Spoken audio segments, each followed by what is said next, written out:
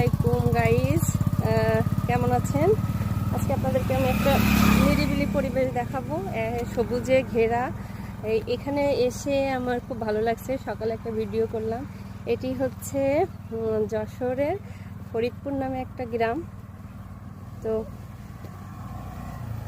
যশোরের খেজুর গাছ, যে খেজুর গাছের জন্য যে বিখ্যাত, তো সেই খেজুর গাছগুলো আমি আপনাদেরকে দেখাবো। এই দেখেন, চারি সাইডে শুধু খেজুর গাছ আর খেজুর গাছ, দেখতে পাচ্ছেন?